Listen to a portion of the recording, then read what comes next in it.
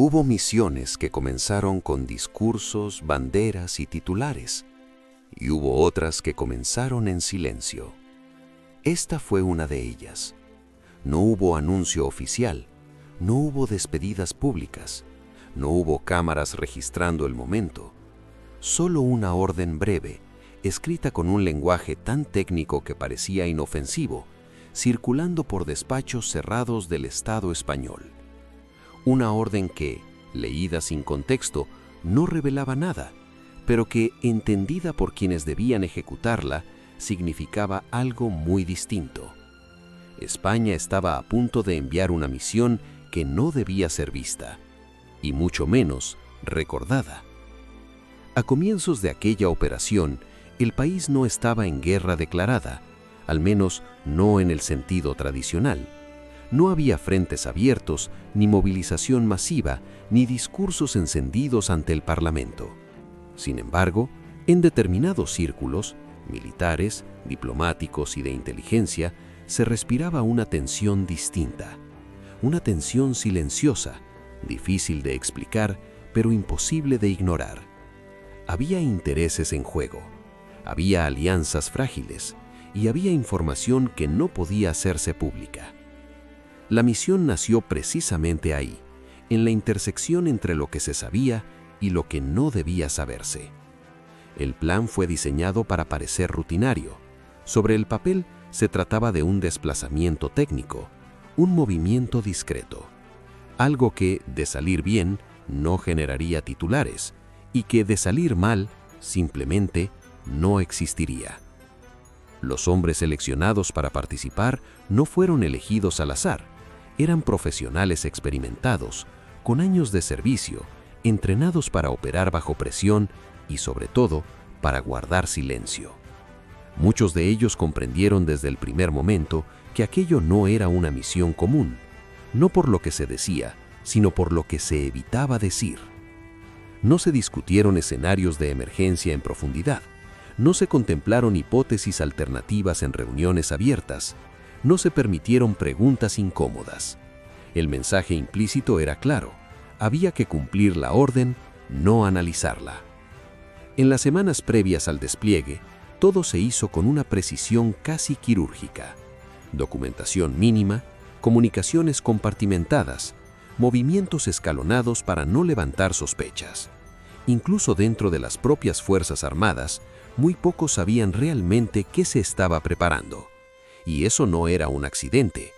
La misión debía pasar desapercibida no solo para el exterior, sino también para el interior, porque cuanto menos se supiera, menos habría que explicar después. El lugar de destino nunca fue mencionado abiertamente en los documentos iniciales. Se hablaba de zona asignada, de área de interés, de entorno operativo sensible. Términos vagos, diseñados para ocultar más de lo que revelaban. Pero quienes conocían los mapas, quienes habían estudiado la geopolítica reciente, entendieron pronto que no se trataba de un punto cualquiera. Era una región donde los equilibrios eran inestables, donde una presencia mal interpretada podía escalar tensiones, donde un error mínimo podía tener consecuencias irreversibles. Aún así, la misión avanzó, porque en determinados niveles de decisión, el riesgo no siempre se mide por las vidas que pueden perderse, sino por las verdades que pueden salir a la luz. El día de la partida no hubo ceremonias, no hubo discursos motivacionales, no hubo palabras heroicas, solo procedimientos, listas, verificaciones, un silencio extraño que acompañó cada paso. Algunos de los participantes recordaron después una sensación difícil de describir. No era miedo, tampoco entusiasmo, era algo más cercano a una inquietud persistente, como si cada detalle estuviera cuidadosamente controlado, excepto el desenlace. Sabían que si todo salía bien, nadie hablaría de ellos, y sabían también que si algo salía mal, nadie admitiría que habían estado allí. Ese era el verdadero peso de la misión, no el riesgo físico inmediato, sino la posibilidad de desaparecer de la historia oficial. Mientras los últimos preparativos se completaban, una pregunta comenzó a rondar en silencio entre algunos de los involucrados, aunque nadie se atrevió a formularla en voz alta. ¿Y si esta misión no estaba diseñada para tener éxito, sino para no dejar rastro? Porque cuando una operación nace envuelta en tanto silencio, a veces no es para protegerla del enemigo, sino para proteger a quienes la ordenaron. Y esa noche, cuando la misión finalmente se puso en marcha, España cruzó una línea invisible, una línea que no aparecía en ningún mapa, pero que una vez cruzada ya no podía deshacerse. La historia que estás a punto de escuchar no fue escrita para ser contada, fue escrita para ser enterrada, y durante mucho tiempo casi lo consigue. Si la primera parte de la misión estuvo marcada por el silencio, la segunda estuvo definida por la ambigüedad. No se trataba solo de moverse de un punto a otro, no era una operación logística común, tampoco una simple presencia disuasoria. A medida que los involucrados comenzaron a recibir instrucciones más específicas, quedó claro que el verdadero objetivo no estaba escrito en ningún documento oficial completo, estaba fragmentado, distribuido en piezas. Cada grupo conocía solo una parte del plan, y nadie salvo un número muy reducido de mandos parecía tener la imagen completa. Esa compartimentación no era casual, era una forma de control. La orden principal podía resumirse en una frase breve, repetida con distintas variaciones en reuniones cerradas. Observar sin ser observados, actuar sin dejar huella. Pero, ¿actuar cómo? ¿Y hasta dónde? Las respuestas nunca fueron directas. Se habló de evaluar capacidades, de verificar movimientos, de confirmar hipótesis previas. Lenguaje técnico, frío, cuidadosamente elegido para no implicar responsabilidad explícita. Nadie dijo intervenir, nadie dijo confrontar, nadie dijo involucrarse. Sin embargo, todos entendieron que la misión no consistía en mirar desde lejos. Había algo que debía hacerse, y debía hacerse rápido. El contexto internacional en el que se desarrolló la misión era especialmente delicado. España mantenía una posición oficialmente prudente, equilibrada, casi invisible en ciertos escenarios. Esa postura le permitía conservar relaciones, evitar fricciones y mantenerse fuera de conflictos abiertos. Pero esa misma neutralidad aparente tenía un precio: depender de información incompleta. Y alguien, en algún despacho, decidió que ya no era suficiente. Había dudas sobre lo que estaba ocurriendo en la zona asignada, informes contradictorios, señales indirectas, movimientos que no encajaban del todo con la narrativa oficial que circulaba entre aliados. España no podía permitirse una sorpresa estratégica, pero tampoco podía exponerse públicamente. La solución fue esta misión, una misión diseñada para obtener respuestas sin hacer preguntas visibles. Los participantes comenzaron a comprender que, si algo salía mal, no solo ellos quedarían expuestos, quedaría expuesta una forma de operar que el Estado prefería mantener en la sombra. Por eso las reglas eran estrictas, las comunicaciones limitadas, las decisiones descentralizadas hasta cierto punto. Había margen para la iniciativa, pero no para el error. En el terreno la sensación era extraña. No estaban completamente solos, pero tampoco respaldados de la forma habitual. Sabían que había observadores indirectos, satélites, canales diplomáticos atentos, pero en caso de crisis inmediata, la ayuda no llegaría a tiempo, y todos lo sabían. Las instrucciones finales fueron entregadas de manera casi ceremonial. No hubo un gran briefing conjunto. Se optó por reuniones pequeñas, fragmentadas, para evitar filtraciones y reducir riesgos. En cada una de ellas se repitió una advertencia clave. Si ocurre algo imprevisto, la prioridad no es resolverlo. La prioridad es que la misión no exista. Eso cambiaba por completo la lógica tradicional. Normalmente una operación se mide por su éxito operativo. Aquí el éxito se medía por su invisibilidad. Resolver un problema podía ser secundario frente a no dejar pruebas. Actuar podía ser más peligroso que retirarse. Informar podía ser más arriesgado que callar. Algunos comenzaron a cuestionarse en privado hasta qué punto esa misión estaba pensada para proteger al país o para proteger decisiones ya tomadas. Porque cuando una operación se diseña para negar su propia existencia, alguien ya está anticipando la necesidad de negar responsabilidades. A medida que avanzaban los días, ciertos indicios empezaron a generar incomodidad. Señales que no estaban en los informes iniciales, presencias que no figuraban en los mapas, reacciones inesperadas de actores locales que sugerían que la discreción ya no era tan absoluta como se había planeado. La misión estaba siendo observada, no de forma abierta, no de forma declarada, pero alguien sabía que algo estaba ocurriendo, y eso era precisamente lo que se debía evitar. Los participantes comenzaron a sentir que caminaban sobre una superficie frágil. Cada decisión, por pequeña que pareciera, podía inclinar el equilibrio hacia un punto sin retorno. La presión no venía solo del exterior, sino del propio diseño de la operación. No había margen para explicar errores. No había espacio para improvisar soluciones visibles.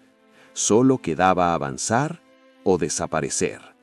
Fue entonces cuando ocurrió el primer incidente menor, algo que en cualquier otra misión habría sido considerado rutinario, un ajuste imprevisto, un cambio de condiciones, nada grave en apariencia, pero aquí incluso lo menor tenía peso, porque ese incidente dejó claro algo inquietante.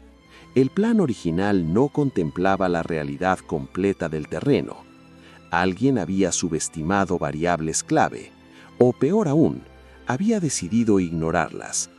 Y cuando una misión secreta se construye sobre supuestos frágiles, el silencio deja de ser una protección y se convierte en una trampa.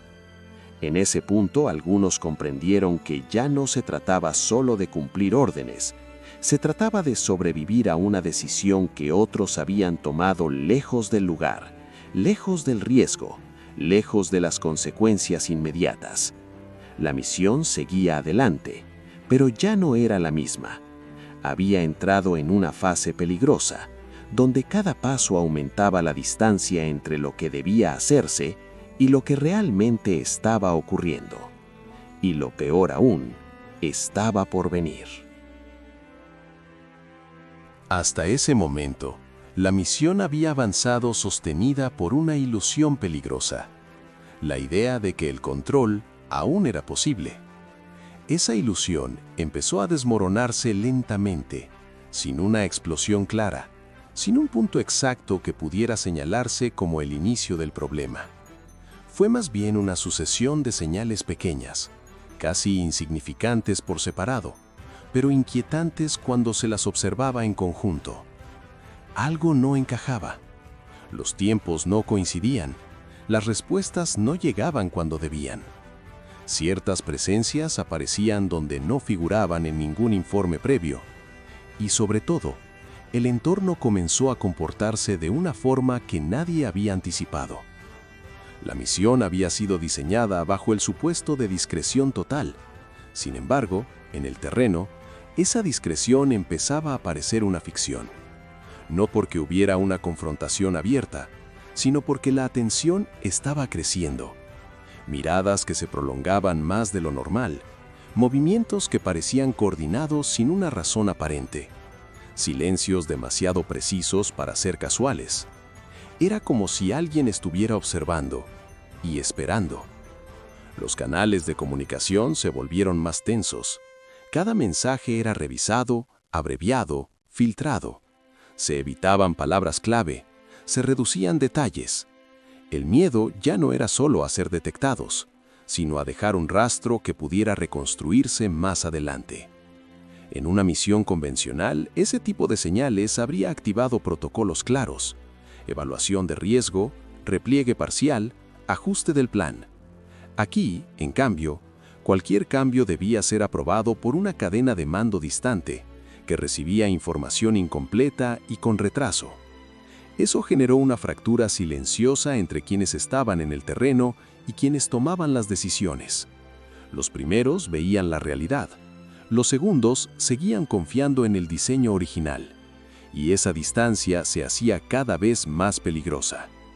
En una de las reuniones internas, alguien planteó una inquietud que llevaba días flotando en el ambiente: la posibilidad de que la misión ya no fuera tan invisible como se había prometido.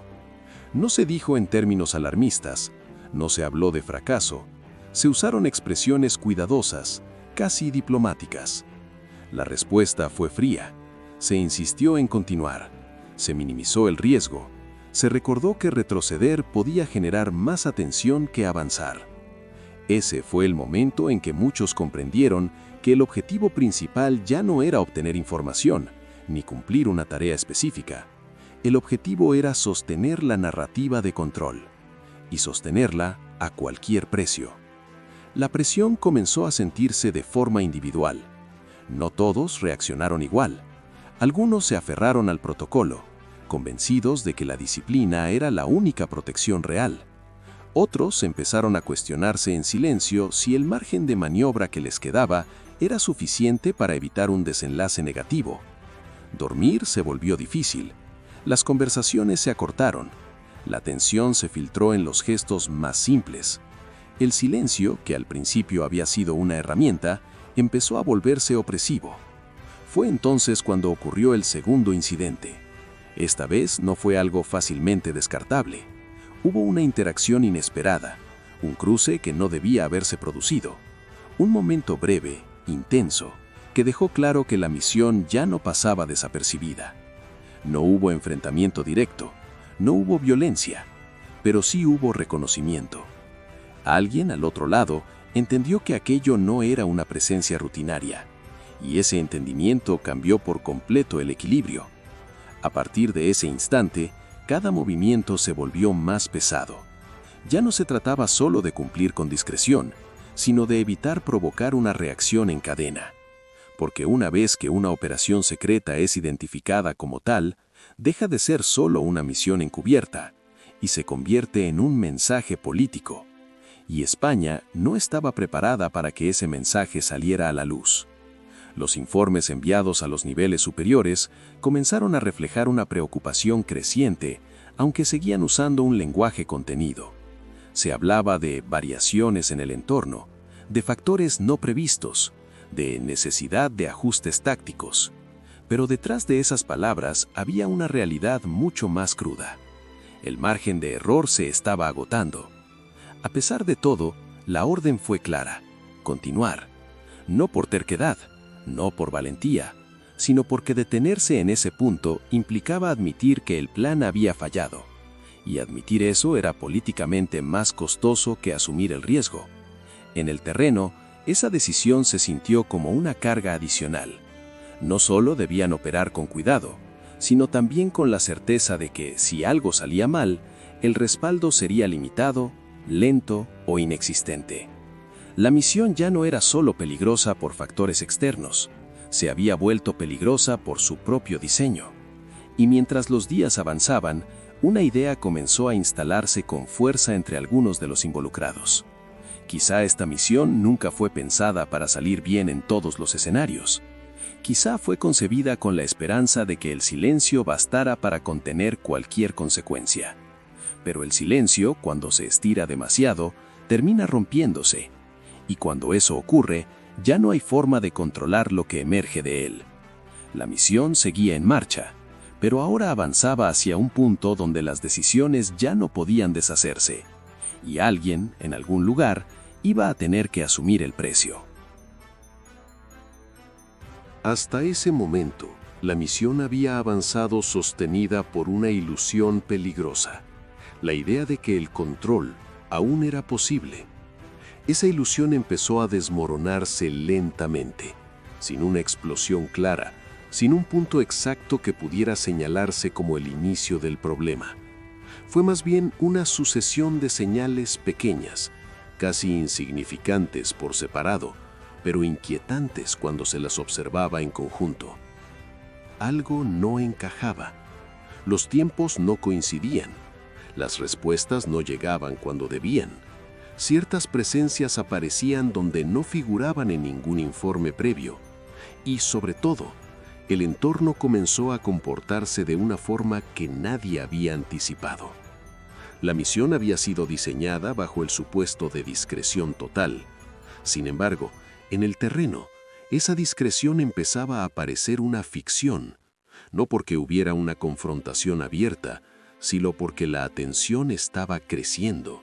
Miradas que se prolongaban más de lo normal, movimientos que parecían coordinados sin una razón aparente, silencios demasiado precisos para ser casuales. Era como si alguien estuviera observando y esperando. Los canales de comunicación se volvieron más tensos. Cada mensaje era revisado, abreviado, filtrado. Se evitaban palabras clave, se reducían detalles. El miedo ya no era solo a ser detectados, sino a dejar un rastro que pudiera reconstruirse más adelante. En una misión convencional, ese tipo de señales habría activado protocolos claros, evaluación de riesgo, repliegue parcial, ajuste del plan. Aquí, en cambio, cualquier cambio debía ser aprobado por una cadena de mando distante que recibía información incompleta y con retraso. Eso generó una fractura silenciosa entre quienes estaban en el terreno y quienes tomaban las decisiones. Los primeros veían la realidad, los segundos seguían confiando en el diseño original, y esa distancia se hacía cada vez más peligrosa. En una de las reuniones internas, alguien planteó una inquietud que llevaba días flotando en el ambiente: la posibilidad de que la misión ya no fuera tan invisible como se había prometido. No se dijo en términos alarmistas, no se habló de fracaso, se usaron expresiones cuidadosas, casi diplomáticas. La respuesta fue fría, se insistió en continuar, se minimizó el riesgo, se recordó que retroceder podía generar más atención que avanzar. Ese fue el momento en que muchos comprendieron que el objetivo principal ya no era obtener información ni cumplir una tarea específica. El objetivo era sostener la narrativa de control, y sostenerla a cualquier precio. La presión comenzó a sentirse de forma individual. No todos reaccionaron igual. Algunos se aferraron al protocolo, convencidos de que la disciplina era la única protección real. Otros empezaron a cuestionarse en silencio si el margen de maniobra que les quedaba era suficiente para evitar un desenlace negativo. Dormir se volvió difícil, las conversaciones se acortaron, la tensión se filtró en los gestos más simples. El silencio, que al principio había sido una herramienta, empezó a volverse opresivo. Fue entonces cuando ocurrió el segundo incidente. Esta vez no fue algo fácilmente descartable. Hubo una interacción inesperada, un cruce que no debía haberse producido, un momento breve e intenso que dejó claro que la misión ya no pasaba desapercibida. No hubo enfrentamiento directo, no hubo violencia, pero sí hubo reconocimiento. Alguien al otro lado entendió que aquello no era una presencia rutinaria, y ese entendimiento cambió por completo el equilibrio. A partir de ese instante, cada movimiento se volvió más pesado. Ya no se trataba solo de cumplir con discreción, sino de evitar provocar una reacción en cadena. Porque una vez que una operación secreta es identificada como tal, deja de ser solo una misión encubierta y se convierte en un mensaje político. Y España no estaba preparada para que ese mensaje saliera a la luz. Los informes enviados a los niveles superiores comenzaron a reflejar una preocupación creciente, aunque seguían usando un lenguaje contenido. Se hablaba de variaciones en el entorno, de factores no previstos, de necesidad de ajustes tácticos. Pero detrás de esas palabras había una realidad mucho más cruda. El margen de error se estaba agotando. A pesar de todo, la orden fue clara: continuar. No por terquedad, no por valentía, sino porque detenerse en ese punto implicaba admitir que el plan había fallado, y admitir eso era políticamente más costoso que asumir el riesgo. En el terreno, esa decisión se sintió como una carga adicional. No solo debían operar con cuidado, sino también con la certeza de que si algo salía mal, el respaldo sería limitado, lento o inexistente. La misión ya no era solo peligrosa por factores externos, se había vuelto peligrosa por su propio diseño. Y mientras los días avanzaban, una idea comenzó a instalarse con fuerza entre algunos de los involucrados. Quizá esta misión nunca fue pensada para salir bien en todos los escenarios. Quizá fue concebida con la esperanza de que el silencio bastara para contener cualquier consecuencia. Pero el silencio, cuando se estira demasiado, termina rompiéndose, y cuando eso ocurre, ya no hay forma de controlar lo que emerge de él. La misión seguía en marcha, pero ahora avanzaba hacia un punto donde las decisiones ya no podían deshacerse, y alguien, en algún lugar, iba a tener que asumir el precio. By the time the mission reached this stage, one truth had become unavoidable. Control was no longer in Spanish hands. Not fully, not decisively, not in the way the operation had been designed to maintain. What remained was the appearance of control, reports still being sent, procedures still followed, language still carefully neutral. But beneath that surface, the reality on the ground had shifted in a way that no briefing room could fully grasp. The mission was no longer unfolding according to plan. It was reacting. Every movement now carried consequences that extended far beyond the immediate objective. Each decision created ripples, political, strategic, diplomatic, even if no one outside the operation could yet see them. And the most dangerous part was this: those consequences were accumulating silently.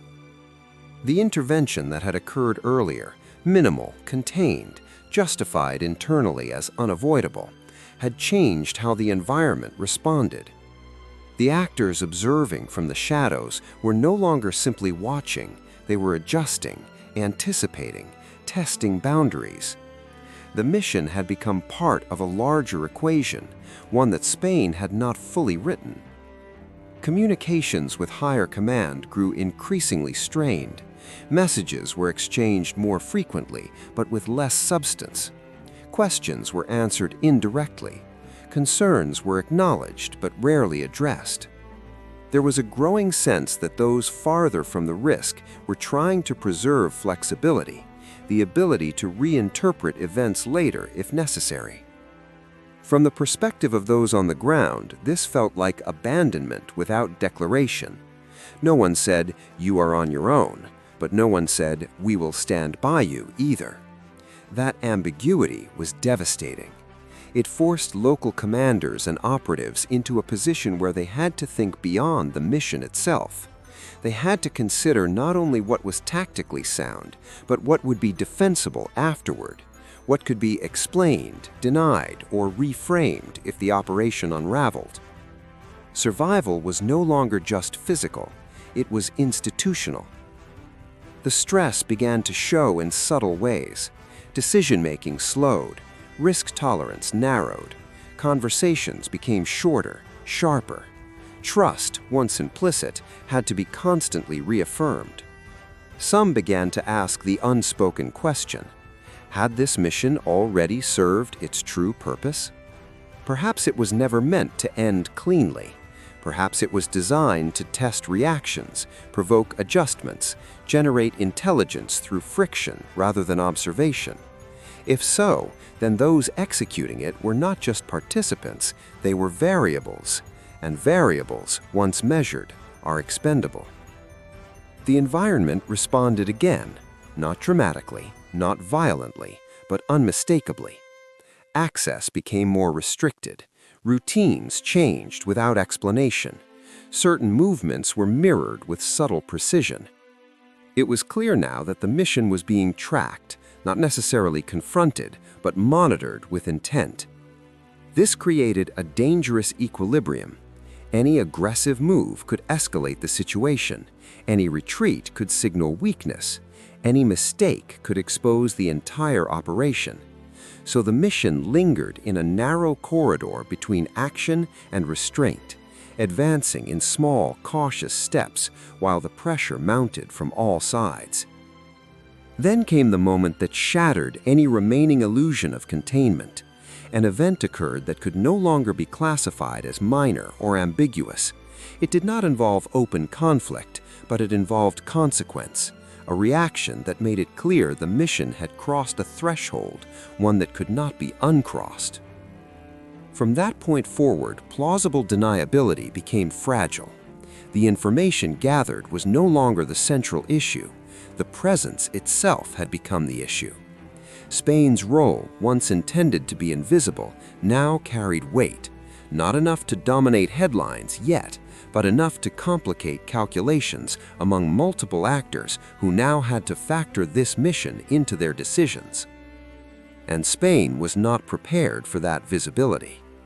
Internally, the tone shifted. The language used in communications grew more cautious, more legalistic. References to responsibility became vague, timelines blurred. The priority was no longer clarity, but insulation. Protect the structure, preserve the narrative, limit exposure. Those on the ground felt the change immediately. The mission was no longer being guided toward success, it was being managed toward containment. That distinction mattered, because success implies purpose and conclusion. Containment implies damage control. As days passed, exhaustion compounded the pressure. There was no release valve, no clear endpoint, just the constant awareness that every hour increased the risk of escalation or revelation. Some began to prepare mentally for the worst-case scenario, not capture or confrontation, but something more insidious, becoming the explanation, the convenient layer between decision-makers and consequences. History has a way of simplifying complex events. It removes nuance. It assigns responsibility where it is most visible, not where it truly belongs. And the people executing this mission were becoming dangerously visible. The final warning signs arrived quietly, a delay that should have not happened, a signal that was interpreted differently than intended, a reaction that came faster than expected. The system, stretched too thin, was beginning to fail. At this stage, there was no clean extraction plan, no graceful exit, only scenarios, each worse than the last, being evaluated in real time. The mission had reached a critical mass. What happened next would determine not just how it ended, but how it would be remembered, if it was remembered at all. And for the first time since the operation began, the question was no longer, can this mission succeed? It was, who will pay the price when it ends? Every operation is supposed to have an ending. Even the most secretive missions are designed with some form of closure, a withdrawal, a handoff, a quiet return to routine. But as this mission entered its final phase, one uncomfortable reality became impossible to ignore. There was no real exit strategy. What existed instead were assumptions, optimistic projections, conditional scenarios that depended on everything continuing to behave rationally. And nothing was behaving rationally anymore. By now, the environment had fully adapted to the mission's presence. Patterns had shifted, signals were being tested, reactions were calibrated not to provoke, but to measure. Whoever was watching understood something important. Spain did not want escalation, and that reluctance created leverage. The mission was trapped inside its own restraint. Internally, discussions began to focus less on objectives and more on timing, not how to finish the mission, but when it might become too dangerous to continue. That distinction revealed how far things had drifted from the original intent. The operation was no longer proactive. It was waiting for the least damaging moment to disengage. But disengagement carried its own risks. Leaving too abruptly could raise questions. Staying too long increased exposure. Any visible shift could be interpreted as weakness or admission. This paralysis was not accidental. It was the result of an operation designed to remain invisible in a world that increasingly demanded clarity. Silence, once a shield, now amplified suspicion. Higher command began to signal caution, not through direct orders, but through tone.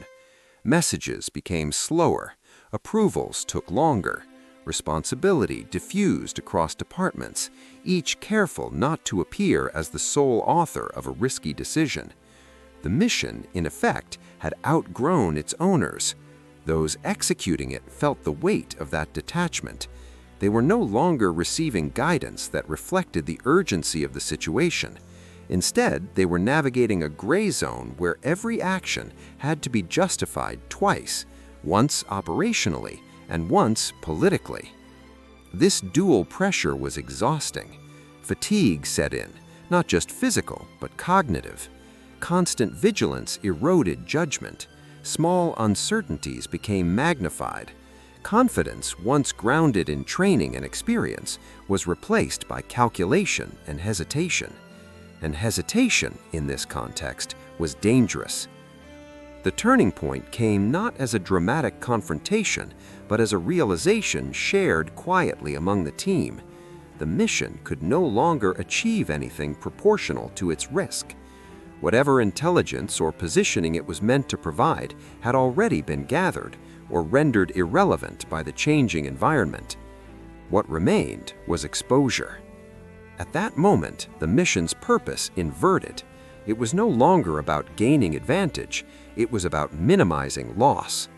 Discussions turned to withdrawal, not officially, not openly, but in fragmented conversations and contingency planning. Each option carried costs, each path risked revealing more than intended. There was no clean break. And then, finally, a signal arrived from above. It was not explicit. It did not say, "End the mission," but it created space for interpretation. The language was careful, almost deliberately vague. It emphasized reassessment, proportionality, and long-term considerations. For those on the ground, the meaning was clear enough: prepare to disengage. The process was slow, methodical, and deliberately unremarkable. Movements were staggered, profiles lowered further. Any action that might draw attention was deferred or abandoned. The goal was not disappearance, that was impossible now. The goal was normalization, to make the mission fade into the background noise of international activity. Even so, the risk remained until the very end.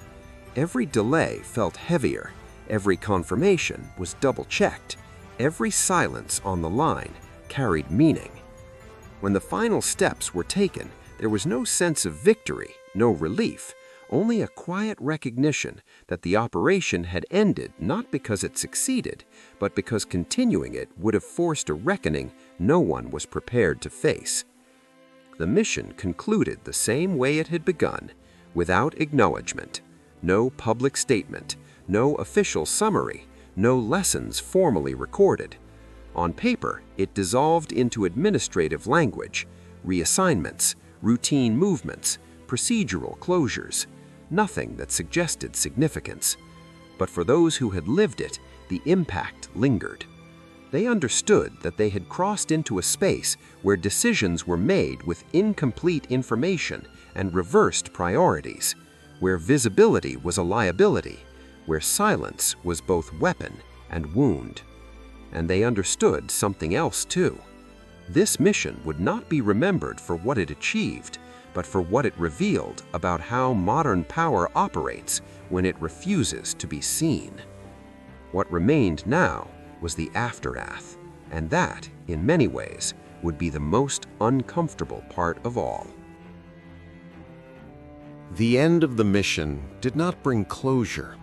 It brought dispersion. Those involved returned quietly to their respective structures, units, departments, offices, carrying with them an experience that could not be shared openly. There were no debriefings in the traditional sense, no collective reconstruction of events, no official moment where responsibility was assigned or lessons were acknowledged. Instead, there was fragmentation. Each participant was debriefed separately. Each account was absorbed into a different compartment. Each version of events was filtered through layers of institutional language until the edges blurred. What had happened became harder to define with every retelling.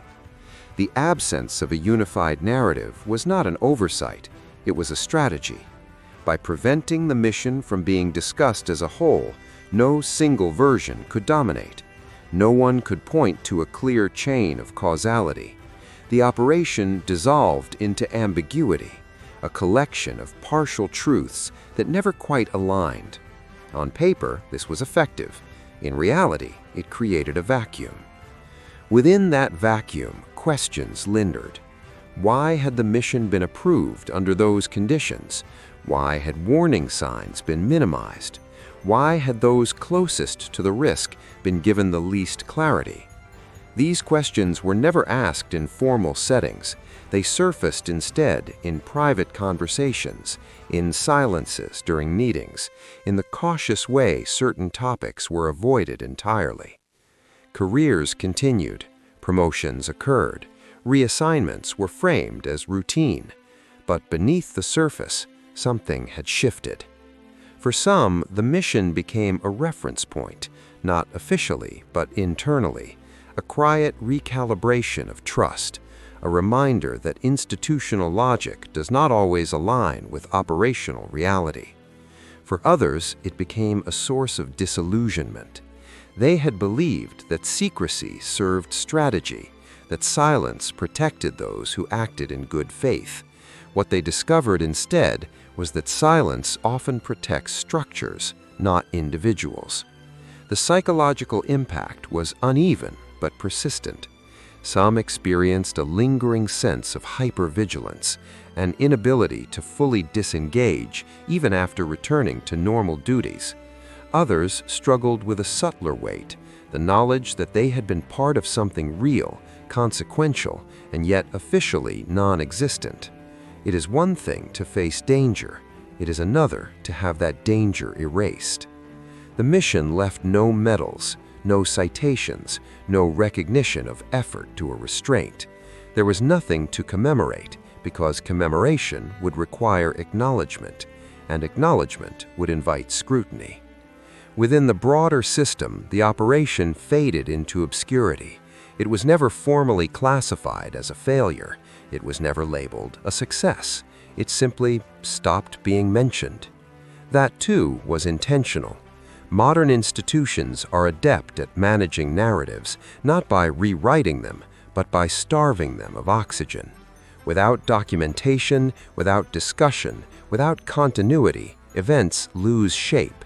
They become anecdotes, rumors, footnotes, easily dismissed, easily forgotten. But not by those who were there. For them, the mission continued to exist in a parallel space, real, unresolved, and quietly formative. It influenced how they interpreted future orders, how they evaluated risk, how they understood the relationship between decision-makers and those who carry out decisions. Some became more cautious, others more detached. A few left altogether, unwilling to remain inside a system that demanded obedience without accountability. No exit interviews captured that motivation. No reports flagged it as a trend. It was simply absorbed. Years passed. Geopolitical landscapes shifted. New crises emerged. New operations took precedence. The mission became increasingly difficult to contextualize, even for those who had lived it, and yet its shadow persisted. Occasionally, a familiar phrase would appear in a briefing, a familiar structure in an order, a familiar insistence on discretion without explanation. In those moments, recognition sparked, not alarm, but understanding. They had seen this before. They knew where it could lead. The most enduring consequence of the mission was not external. It did not alter borders or trigger public confrontations. It did not appear in history books or parliamentary inquiries. Its impact was internal. It revealed how power behaves when it fears exposure, how responsibility diffuses under pressure, how silence can be used not just to hide actions, but to distance decision-makers from outcomes. The mission had been conceived as a way to reduce uncertainty. Instead, it exposed a deeper one, not about adversaries or environments, but about the system itself. And systems, once questioned, are never seen the same way again. By the time enough distance existed to speak about the mission abstractly, its details were already fading, names blurred, timelines softened, causality fractured. That erosion was convenient, because what cannot be clearly remembered cannot be clearly judged. Yet the essence remained, a mission that was never meant to be visible, that succeeded in remaining unofficial, but failed to remain inconsequential. What remained now was only one thing: the story. And stories, even when buried, have a way of resurfacing, especially when silence becomes heavier than truth. In the end, this mission did not collapse with an explosion. There was no dramatic confrontation, no public scandal, no single moment where everything went wrong at once. Instead, it ended the way many modern operations do: quietly, ambiguously, and without resolution. From the outside, nothing appeared to have changed. No official acknowledgement was ever made. No responsibility was publicly assigned. No explanation was required, because no explanation was requested. On paper, the mission never existed in a form that demanded closure. But history is not written only in documents. It is written in decisions that are avoided, in questions that are never asked, in silences that are carefully maintained. What this mission ultimately revealed was not a dramatic failure or a heroic success, but something far more unsettling: the way power behaves when visibility becomes a threat, when exposure is considered more dangerous than error, when silence is chosen not to protect lives but to protect structures, when those closest to the risk are given the least certainty. This operation did not reshape borders or alter alliances. Its impact was quieter and deeper. It showed how easily responsibility can dissolve when an action is fragmented, compartmentalized, and stripped of a single narrative. No one individual carried the weight of what happened, and because of that, no one was held accountable. That may be the most defining characteristic of the mission: not secrecy, not discretion, but diffusion. The mission was designed to avoid attention, and in that sense, it succeeded. But it also demonstrated the cost of operating in shadows for too long. When everything is hidden, lessons are hidden as well. And when lessons are hidden, the same mistakes quietly repeat themselves. What remains is not outrage, but discomfort. The kind of discomfort that lingers because it has no official outlet, the kind that survives because it was never acknowledged, the kind that reminds us that history is full of events that mattered greatly to those involved and not at all to the records that survived them. This story is one of those events, not because it was extraordinary, but because it was disturbingly ordinary. And perhaps that is the most important conclusion of all. This story is based on real operational patterns, documented practices, and verified historical contexts. However, some characters, internal dialogues, and specific moments of interaction were dramatized to give narrative clarity and emotional coherence to events that, by their nature, remain partially undisclosed. These dramatized elements do not alter the core truth of the operation, its structure, or its consequences. They exist solely to help the viewer understand the human and institutional dynamics behind a mission that was intentionally designed to leave as little trace as possible. The facts remain real. The silence surrounding them is real.